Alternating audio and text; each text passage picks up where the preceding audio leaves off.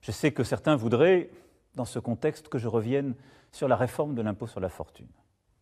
Conformément aux engagements pris devant vous, cet impôt a été supprimé pour ceux qui investissent dans notre économie et donc aident à créer des emplois. Les gens ont senti dès le début que c'était obscène, cette histoire. Et ils ont bien raison.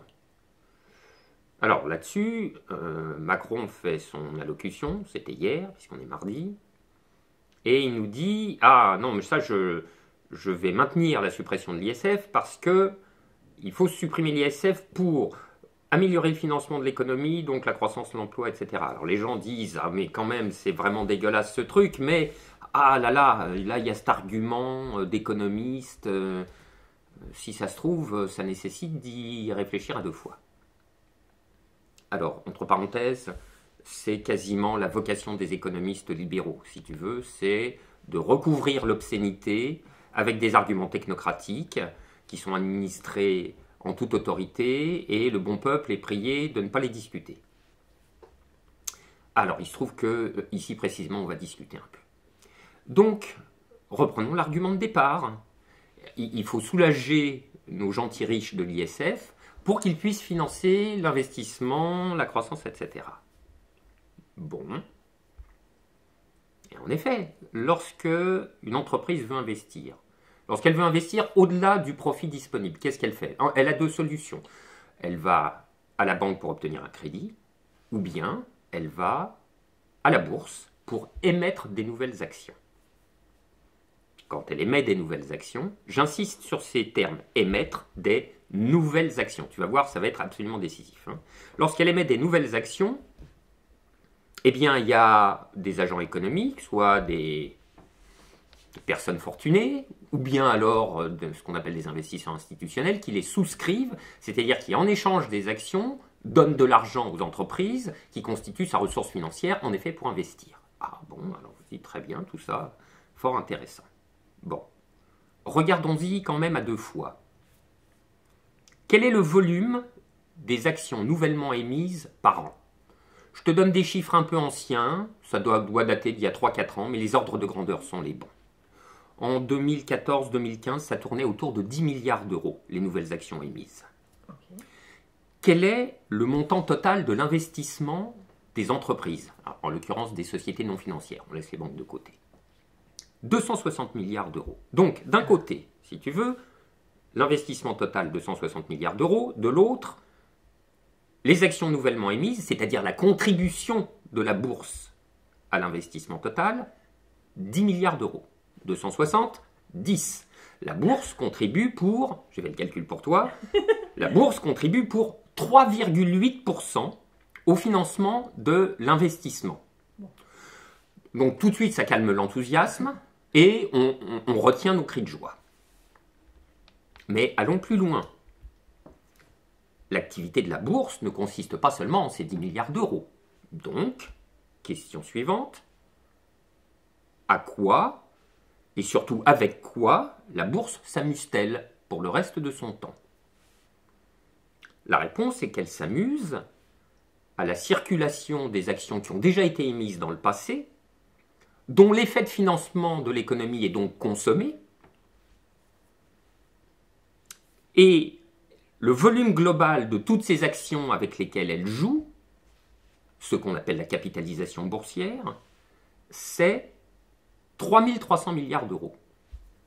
Je dis que l'effet de financement de ces actions est consommé, puisqu'on ne parle pas d'actions nouvellement émises, mais d'actions qui ont été émises dans le passé et qui circulent à nouveau. Si tu veux, quand une action est émise, le souscripteur l'acquiert, et puis après, s'il n'en a plus envie, il la revend. Il la revend à quelqu'un qui est un autre investisseur financier, qui lui-même la revendra, toujours à des fins de plus-value, n'est-ce pas? Donc, ces 3 300 milliards d'euros sont la ressource du tourniquet spéculatif, c'est-à-dire d'un ensemble de transactions qui fait passer les titres de main en main, mais de quelles mains? Les mains des investisseurs financiers. Toutes ces transactions, les entreprises n'en voient plus la couleur. Là, on est vraiment dans le jeu spéculatif plus pur, qui n'a plus aucun rapport avec les problèmes des entreprises, de leur financement, de leur investissement, etc. Donc, de nouveau, d'un côté, nous avons la contribution de la bourse au financement réel de l'investissement par le truchement des actions nouvellement émises, à savoir 10 milliards d'euros. Et de l'autre, nous avons la grande lessiveuse spéculative qui tourne pour rien, sinon pour la plus-value des investisseurs financiers, qui fait 3300 milliards d'euros. 10, 3300. Donc là, on a vraiment dépassé la recette du pâté d'alouette. La contribution, donc, si tu veux, dans la part de l'activité globale de la bourse, il n'y a que ces 10 milliards, c'est-à-dire 0,3% des 3300 milliards qui sont utiles à l'investissement. Maintenant, partons de l'hypothèse que le comportement moyen des individus fortunés n'est pas très différent du comportement moyen de la bourse considérée dans son ensemble. On va donc avoir les mêmes proportions. Ces gens fortunés ont un portefeuille d'actions qui est en quelque sorte à l'image de l'activité générale de la bourse, et dont, par conséquent, seul 0,3% contribue au financement du nouvel investissement. Puisque si tu es très fortuné, si tu gagnes au loto, tu vas chez ton banquier et tu lui déposes un énorme chèque, et tu lui dis « Placez-moi ça, s'il vous plaît, monsieur le banquier ». Qu'est-ce qu'il va faire, le banquier? Il va aller t'acheter des actions. Et les actions, c'est celles qui existent, il va puiser dans la masse des 3300 milliards. Donc, en probabilité 97%, ta fortune va être placée en actions existantes depuis déjà un certain temps, qui ne contribuent absolument pas au financement de l'économie. Et pour 0,3%, en probabilité, tu vas financer de nouveaux investissements. Donc, l'argument selon lequel il faut supprimer l'ISF pour encourager le financement de l'investissement et des entreprises est un enfumage de très haute qualité. Moyennant quoi, rendu à ce stade, il nous reste 2 questions à traiter et éventuellement une conclusion à tirer. Première question.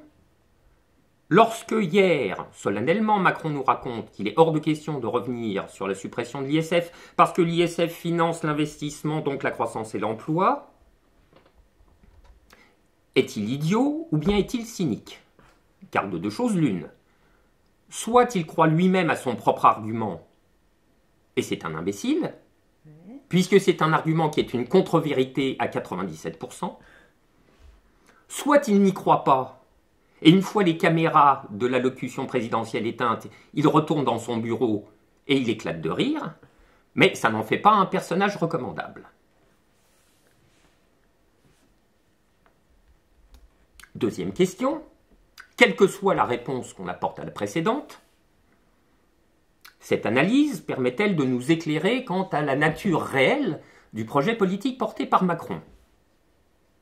Tu te souviens de ce meeting qui était intervenu assez tôt dans la campagne, que Macron avait terminé comme un putois qui s'est coincé la queue dans une porte en glapissant parce que c'est mon projet. Eh bien, à la lumière de cette analyse, on peut en effet qualifier ce qu'est son projet. Son projet, c'est de sécuriser la richesse des riches. Je sais que ça n'est pas un scoop, mais au moins on peut l'articuler à une analyse économique et puis on peut qualifier à l'os. Sécuriser la richesse des riches en 2 sens du mot sécuriser. D'abord en apportant la sécurité de dispositions proprement économiques et fiscales,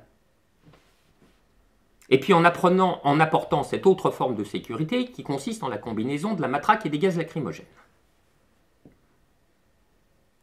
Conséquence à tirer. Au stade où nous en sommes, je vais dire au moment précis où nous parlons, car c'est toujours très important en matière de stratégie politique, la question du moment, la question de la conjoncture. Si l'on considère que Macron a lié sa personne et son destin politique à la question de l'ISF, alors si l'on veut se débarrasser de Macron, il faut se débarrasser de la réforme de l'ISF. Il faut donc remettre le paquet sur cette question de l'ISF pour lui faire toucher terre. Là, il sera rendu à un point de décision qui en fait est un point de rupture. Donc, l'ISF au centre et en avant.